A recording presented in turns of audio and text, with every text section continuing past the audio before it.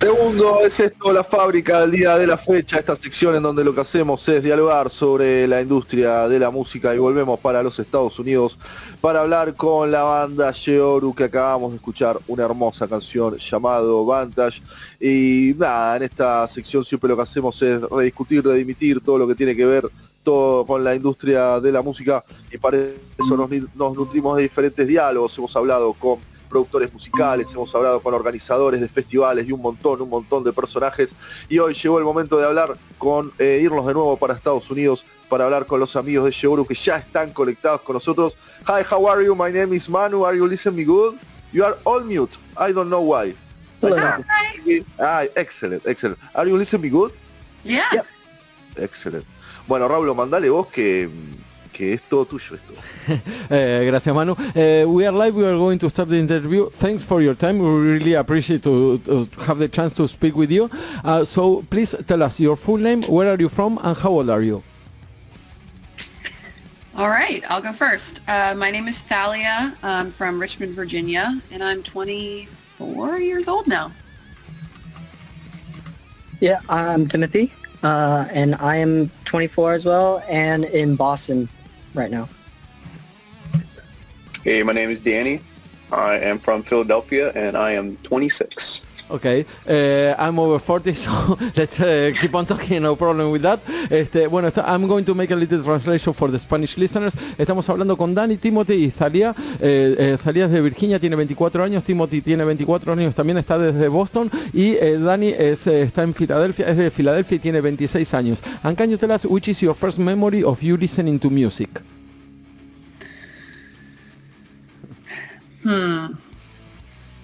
That's hard. I think one of my first memories, I've got a couple good ones, but I have this memory when I was a kid. I was in the back seat of my dad's car, still in a car seat, and I remember there's dispute over this. My childhood brain remembers it being No One by Alicia Keys singing, and I was singing along to Alicia Keys. My dad says, and his memory is probably better than mine because I was in a car seat and a baby, but my dad remembers it as the song Before He Cheats by Carrie Underwood was playing, and I, as a car seat riding child, was singing along to this dramatic song. Oh, wow. Beautiful. Yeah. Excellent. Timothy, Danny? Yeah, it's probably either the car, just like the radio at the time, probably like a Daughtry or Maroon 5 or something, or like a Kiss DVD that my dad had at home. Like the live concert DVDs of Kiss. Yeah. Danny? Great question, actually. I remember I was a little boy in my dad's back seat, spilled some McDonald's pancake syrup on the seat, and in the background, Bon Jovi's "You Give Love a Bad Name" is playing. That is, I song. remember it just like yesterday. Sí. Bon Jovi always appears. Bon Jovi is everywhere. Excelente, sí. Bueno, nos estaban contando un poco. Always. Sí, always, justamente. Ahí está. Bien. Basta, Macaya. Bueno, nos estaban hablando un poco de los comienzos de sus primeros recuerdos escuchando música. Dani y Thalia, todos más o menos lo mismo, escuchando música en el auto con sus padres. Cada uno con algo distinto. Alicia Keys para Thalia, y Maroon 5 y apareció Bon Jovi. Bueno, y lo que también nos nombraban eran DVD, ya son de otra cultura, ya aparecían los DVD, ya aparecían otro tipo de música pop. And can you tell us which was your first instrument and the first song that you learned? I was a vocalist. I've been singing always, and the first song I really do have memories singing is Before He Cheats by Carrie Underwood. I was in my voice lessons learning that song. I played piano first before I played guitar. Probably about 6 years old, and probably like hot cross buns, you know? You just start just trying to get the one finger going. Yeah. Guitar was actually my first instrument, and I eared out Kansas's Carry On My Wayward Son. Excelente. Kansas apareció también, muy bueno. And this is kind of... Preguntale por favor a Talia cuándo empezó a pudrir la voz, porque hasta ahora es todo muy popero, todo, pero ella canta zarpado. O sea, eso. Sí, Thalia, we really like your voice, and you have some screams like whoa, that kind of things. When you start to do some things like that, because you name things like poppy, you know, and when you start to do that kind of things. So I didn't really start screaming until I started working with SHEORU. I got into classic rock music in high school, and then I started listening to more metal in college, thanks to Tim, really, actually. And the first time I like screamed for real was when we recorded this EP. I was pretty much learning how to do it as we were recording the EP that I'm sure you've listened to. So that was last year in April. Wow. Right? That's when I had written the parts by like kind of talking or whispering them, and then I got in front of the microphone. I was like, well, perfecto, sí, time to do this. Beautiful, it's beautiful. ¿Alguna otra cosa, Manu? Me gusta, you dragged her to the dark side. I love it. Yeah. Sí. Well, I want to ask that kind of personal question, because when you were young, which kind of people do you meet? You know, which kind of people do you play? They were all dark, like metalheads, or you play with everyone when you were young? Me? Or... I did like a School of Rock kind of thing. Like after school program, we played rock music, classic rock, like Led Zeppelin, AC/DC, that kind of thing. So once I switched to guitar, that's when I started to learn to play that stuff, and slowly got introduced down the rabbit hole of metal. Directo, sí. Wow. Sí, escuela de rock, Manu, terrible. Sí. Anda con Dani, tengo 20.000 preguntas para ellos, así que... Dani. Danny, yeah.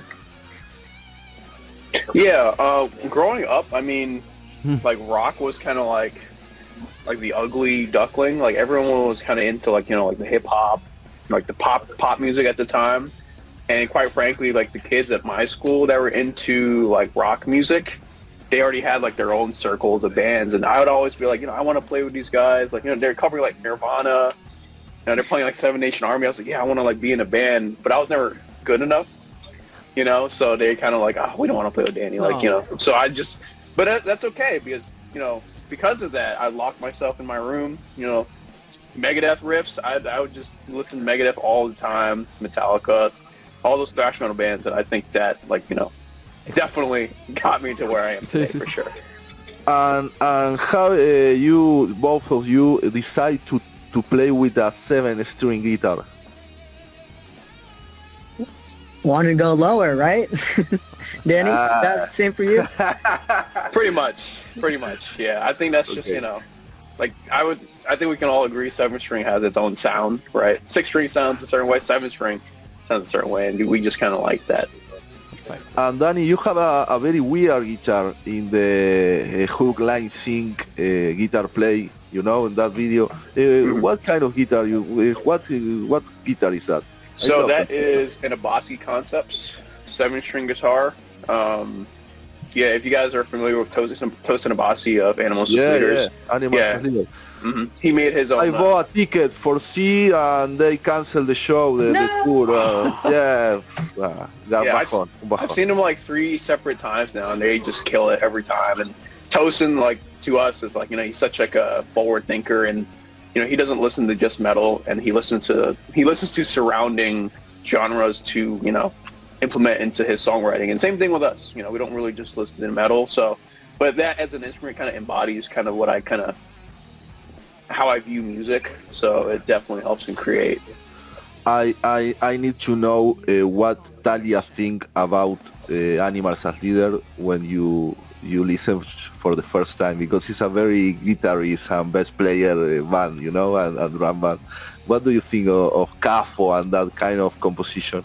I will say, like, so I, for the first time, heard Animals as Leaders probably in high school. I was in a little rock band in high school, and they were obviously, I mean, you can't be a metal playing guitar player without knowing about Animals as Leaders, really a metal musician at all, or into, and especially, you know, coming up, I think Animals as Leaders are just insane at what they do. They're incredible with their music, with their instruments, with their, I mean, composing music is a hard thing to do, to get all the pieces working together.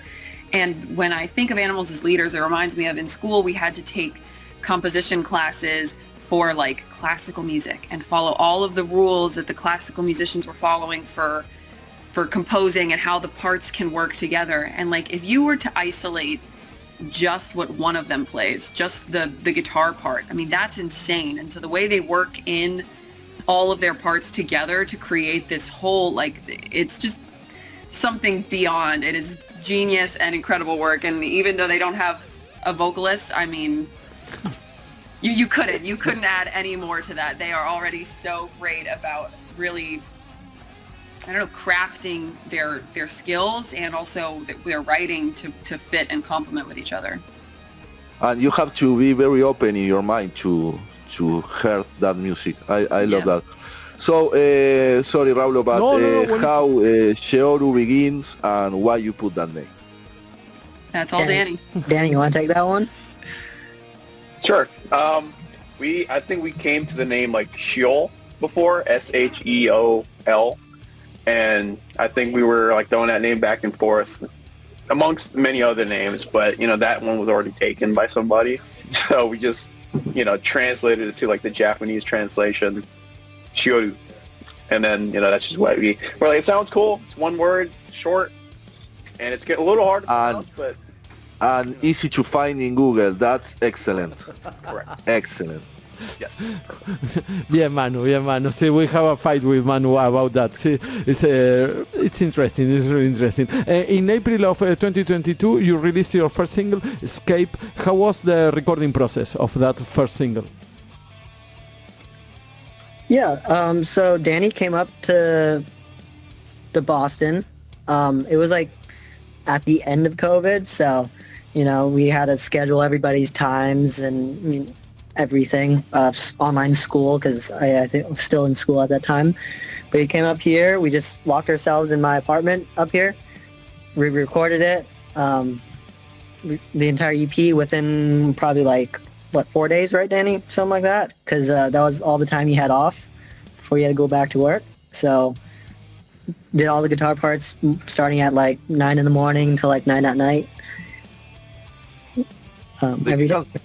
¿De qué canción estamos hablando, Raulo? No, de Escape, el primer single. Nos estaban contando que todos fueron para vos. I'm going to make a little translation for the Spanish listeners. Sí, de Escape es el primer single que sacaron en 2022 y nos estaban contando que todos fueron a Boston.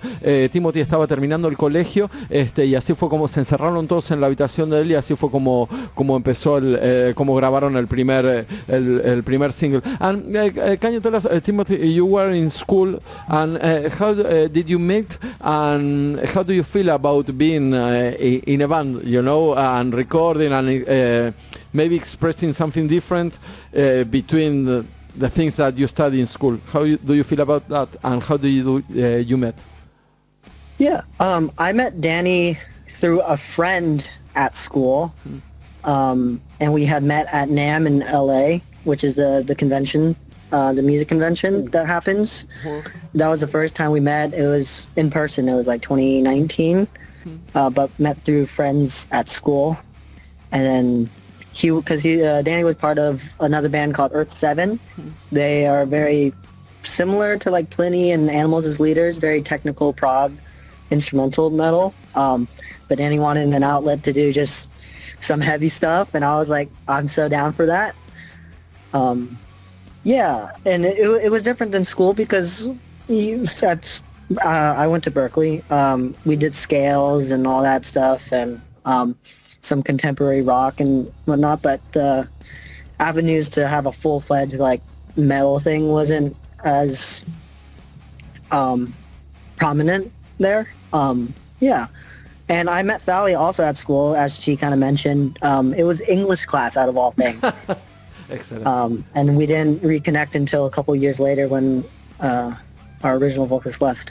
Perfect. In January of this year, you released your last album, Bandas. You changed many things in the recording process. Can you explain that? Yeah. No COVID. We could go back and forth a little more often. We still did guitars up here in Boston, and vocals and bass we recorded in Virginia because that's where Thalia is, and our current bassist Nick also lives in Virginia, so we just stayed there for an entire week and knocked it out again. Thalia, anything you want to add to that? I don't know. I mean, in terms of how the process changed, obviously I can't speak to because I wasn't there the first time, but I think having removed the COVID barrier, like Tim mentioned, being able to go back and forth more made the collaboration a lot easier. I think the first time that I got to work with them was in Boston, and I remember I would record something and send it back and forth, and things grew a little quicker and easier because we could be all together. And a lot of my writing, at least for this, was in Virginia, and Zev, who produces for us, came down, and that was a magic moment for me. It was the first time that I got to write and work with a producer, and having him right there and watching the song grow. Just like I would put a line down and in a minute it was a verse, Wow. And so that was really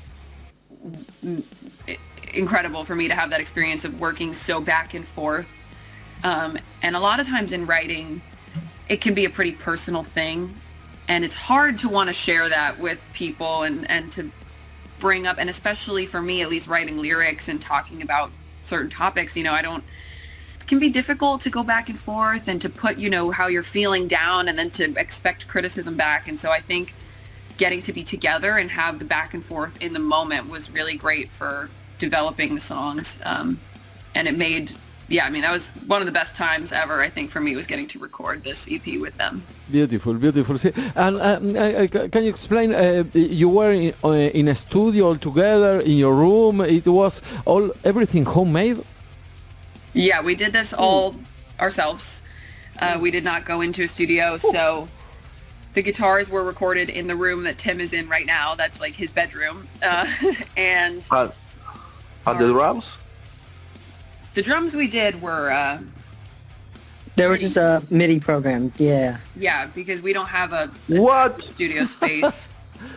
Yeah. We're working. That is what we're working on for some of the next stuff moving forward. Adding on to that, Zev, our producer, and Tanner, our drummer, right? So they would each individually come up with parts, and then they would come together, and then they would discuss these parts together, right? And then that's what you guys hear. But Tanner's playing those on a real kit. Zev, he's playing those on a real kit, and then they come together and they map it out for you guys to hear. Beautiful working. Beautiful working. Sí. Y las pistas esas que se escuchan de fondo, las hacen ellos, las hizo el productor que nos comentan. Manu wants to know the tracks of the sounds, the back sounds, like that kind of sounds that are not guitar. You made it, or it was the producer? How do you manage that? Danny, you want to take that? Yeah, like Zev and I, we would just talk about production in general, like, hey, like, this is the song that we make. Like, we would write the song dry, right? And then we'd, like, create a production around it. And as the recording process goes, we're like, this would be cool. This is too much. It would be cool if we added this, took away this, so we can make space for Thalia, right? Because we can write something, and we can fill it up with all these, like, what you guys hear in the background. And there's some stuff that you guys don't even hear that follows the guitars. But if it's too much, when Thalia comes in, we're like, all right, we got to, like, carve out space for her as well. So... But yeah, it's just like, it's a joint collaboration. But yeah, Zev, like I said, though, he has the ear for production. And I have to, we got to give props where it's due. Yes, I love the dynamic of the web, you play very, very high and loud, and Thalia, you put the voice in the middle, and I love the what are you doing, my friend? You have very good taste in that layer, in that sound. In the back, that was a very nice surprise to know you. Sí, sí, sí, sí. When I sent the videos to Manu and all that kind of things, Manu was like, wow, we really see like your music. Manu, ¿tenés alguna otra pregunta de sonido? Porque le quiero preguntar una cosita de la industria. Sí. Sí. I want to know, this is a personal question because I always, I'm thinking about the industry, you know, the music industry, if it's okay or if it's wrong, no, to be in the industry. You went to a school, to Berkeley. When you went to school, they speak about industry. No, when you left the school, you have to make music for the industry or not? And how do you feel about the music industry nowadays? The music industry is always changing, like day to day. There is so much that is like moving within it, and that makes it really hard. And I think even at Berkeley, you know, they do their best to teach you about the industry, but it's hard, right? Like if you're a professor, your prime in the industry could have been 10 years ago, or it could have been last year. But the things that have changed, especially through COVID, right? Like, because we were in school during COVID. And so the music industry was actively changing as we were trying to learn about it. And that's a challenge. Right now, I think fortunately, and I don't know, there are perks, there are benefits, and there are not, to being, we're completely independent. You know, we don't work with a label, we don't work with anybody. And I think that gives us the freedom to make decisions based on how the industry is at this exact moment. Perfect. So, you know, we don't owe anybody any, you know, there's nobody begging us, like, you need to put an album out right now, we need to have this by Friday. And that's really great. The way that we released this EP was single by single. Getting to do that instead of having to answer to somebody else's idea of what we should be doing was great. So yeah, the industry it's a beast, and I don't know much about it, to be honest. You know, it's always changing, and some things are great and some things are not great. And it's definitely because of that, it's a hard industry to be part of. But I think we're doing our best. We're trucking along, making it work. Sí. No, it's really interesting what you're saying. I agree with that. It's always moving. Muy bueno lo que dijo Manu, que no hay una definición exacta en la industria porque siempre se está moviendo. We started this radio during COVID, and some bands from UK, they say, I'm metal after COVID. And we say, what? Like a genre, you know, and the three first one that says, what? After COVID metal? Fuck. So that was really a surprise for us, and I think that that kind of things explains what you are saying, that they are always moving the industry. Really interesting what you're saying. Perfect. Do you have any composition process, and where does your inspirations came from when you write music? All right, Danny, what do we have for our composition process? Well, like I said, Zev, our producer, Tim, and myself, we would just, Tim's far, but Zev, he just moved a little closer to me. But, you know, we would kind of lock ourselves in a room, give Tim a call, and we would just flesh out songs like that. And we would just talk about, and, you know, like stuff that we're listening to, they change all the time. Right now, we're in like a low phase, you know, Mood Ring, if you guys know who that is.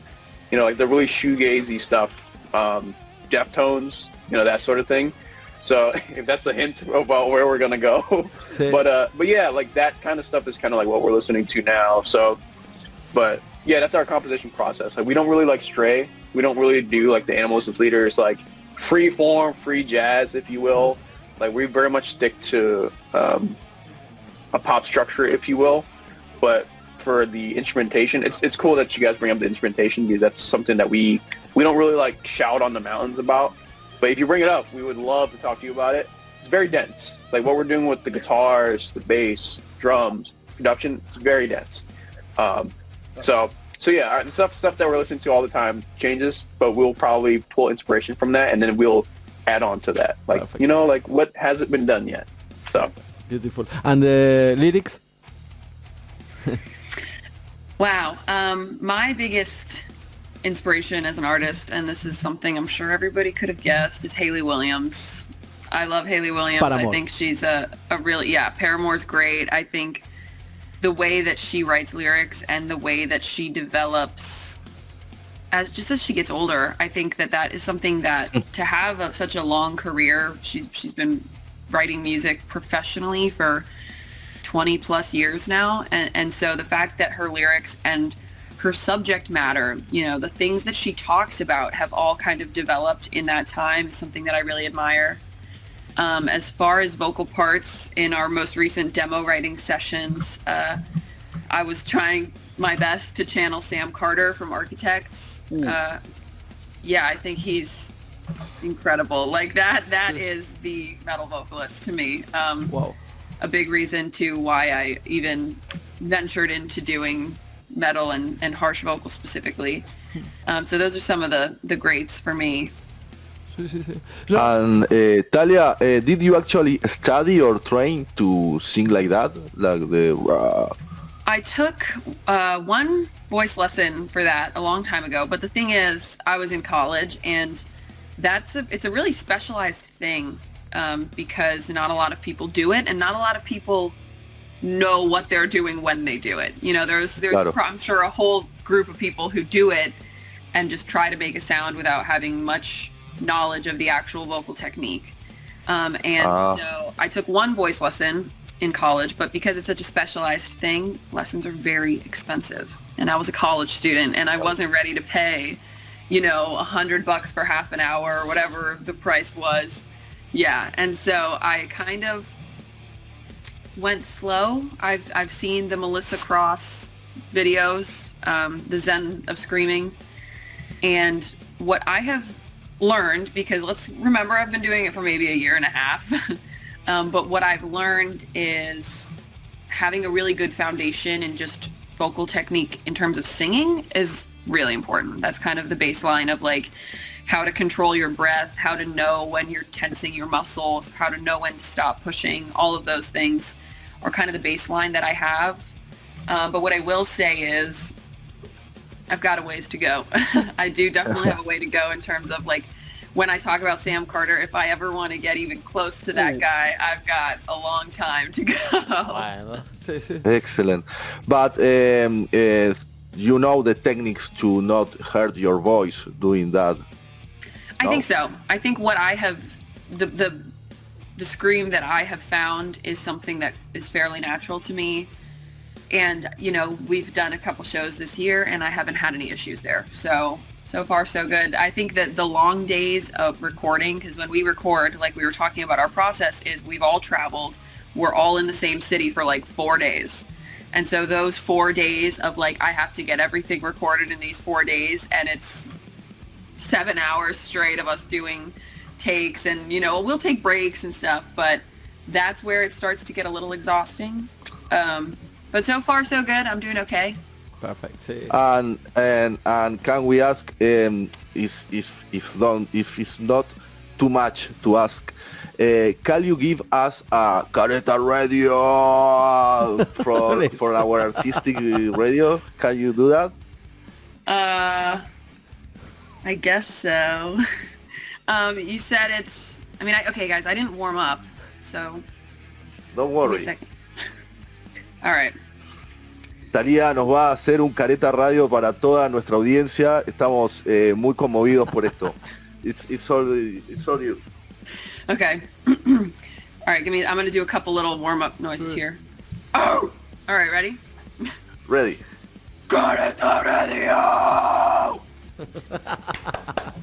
Thanks for that, Talia. Thanks for that. You are the one. You are the one. Excellent. You are the one. Nobody's ever asked me to do that before. Just Live. on the spot. It's always been a first time. Sí, Cerralo, Raúl. muy bueno. Thank you very much for that. It's incredible. Yeah. Thank you very much. Sí, it's been an honor for us. You're not the first one that speaks about Paramore, because I think that Paramore deserves more. You know, it's like everybody's speaking like Paramore, but she writes really incredible lyrics, and I think that it affects a lot of the people that came after. No, yes, Yeah, absolutely. There is nobody. I was talking about this today actually because I was listening to some of her solo music, and the first album is incredible with the bass player, the producer. I have it in my it's incredible. There is nobody though like that is somebody, Hayley Williams, like nobody's ever going to say, Hayley's kind of overrated. You know, she is exactly rated as highly as she should be. And even her solo stuff has me thinking too. I could talk about Paramore forever, so I'm going to keep it short. But her solo stuff has me thinking lately that like she, not even just the lyrics she writes, because that's what I talk about a lot. Lyric writing was hard for me to get into. And so I use her kind of as an example, but her musicality, she has such an ear for every aspect. Like we were talking about with Animals as Leaders, how they've all fit all of these incredible things together. Hayley has a lot of that in her brain, you know, where she can pick out parts and hear things and combine the background vocals, like all of the way that she works things together. Inspiring. And like you said, yeah, I mean, there's the reason everybody talks about it is because everybody has in some way been affected or touched or like inspired by the work that she does, the work that she does with her bandmates, the work that she does with other musicians in the industry.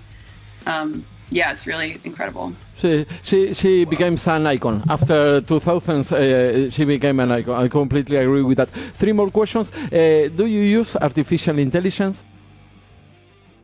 Nothing. Nada. No.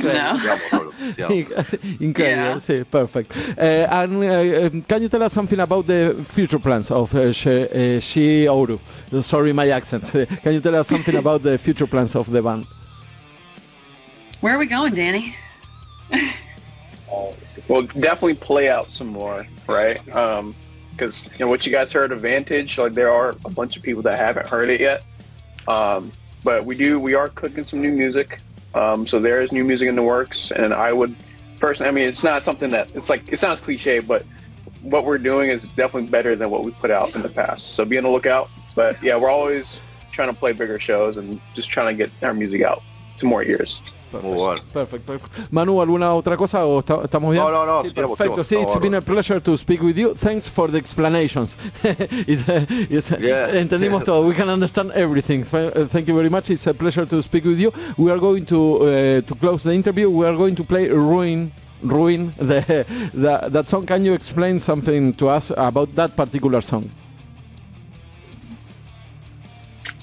Yeah. So that song, I think, was the song when we started working together, when I started working with SHEORU, was the song that made us excited about what we were doing. And in the writing process of writing the album or the EP, like there's always, every song was my favorite song at some point, you know, like, but I think Ruin is the one that we always kept coming back to.